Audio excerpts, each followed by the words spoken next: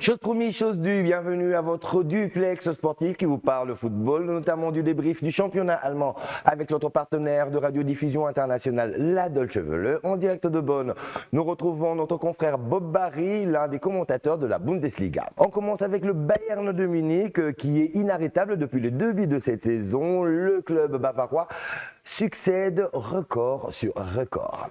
Et oui, après 8 journées, le Bayern Munich a gagné ses 13 matchs, toutes compétitions confondues. C'est le seul club européen en ce moment, cette année, à réussir une telle performance après leur large victoire 4-0 mercredi contre le club belge de Bruges.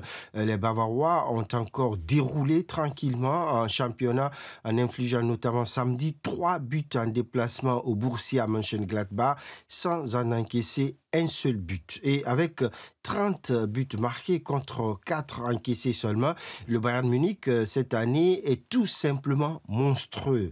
Le club munichois a désormais un avantage de 5 points sur son poursuivant direct, à savoir le RB Leipzig. Derrière arrivent Stuttgart et le Borussia Dortmund avec le même nombre de points, 17, avec le 5e, le Bayer Leverkusen, qui ont également donc poursuivi leur 5e et leur 4e victoire consécutive. Ces deux clubs s'accrochent peu à peu aussi au peloton derrière la machine à but munichoise. Et du côté de Leverkusen, 5 jours après leur lourde défaite, 7-2 face au Paris Saint-Germain en Ligue des Champions, les coéquipiers du Burkinabé Edmond Tapsoba ont bien déroulé ce week-end. Oui, le Bayer Leverkusen remonte la pente après un début de saison très compliqué avec le départ de quasiment 8 joueurs titulaires qui avaient décroché, vous vous souviendrez, le titre du championnat allemand il y a 2 ans. Bayer Leverkusen s'est donc imposé à domicile face à Fribourg grâce justement à un coup de tête victorieux du Burkinabé Edmond Tapsoba et un coup de patte génial du Néerlandais d'origine ghanéenne Ernest Poku, qui a inscrit son 3e but de la saison. Mais le plus dur est à venir pour le Werks Elf, le 11 de l'usine, surnom de l'équipe du club fondé en 1904 par le chimiste allemand Bayer, car les coéquipiers de Tapsoba se déplacent la semaine prochaine justement à Munich pour y défier le Bayern à l'Allianz Arena.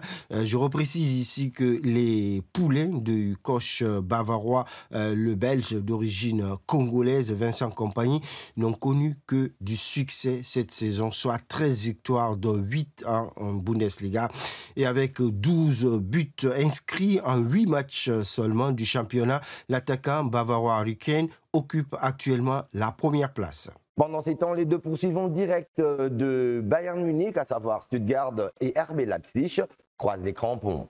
Et ce sont les taureaux rouges de Leipzig qui reçoivent dans le Red Bull Arena les Swabs de Stuttgart. Les deux clubs affichent une belle forme malgré un début de saison peu rassurant. Les deux équipes semblent en tout cas se ressaisir finalement. Surtout Stuttgart qui n'a laissé filer que très peu de ses titulaires, à l'exception de Nick Woltemade, parti donc à Newcastle en Angleterre, ce qui n'est pas le cas du RB Leipzig. Le club a vu ses meneurs de jeu partir, même s'il me semble très vite réagir aussi à ses départs. Mais le chemin est loin et on verra vers la moitié donc de la saison, j'allais dire, ce qui est encore possible avec Leipzig.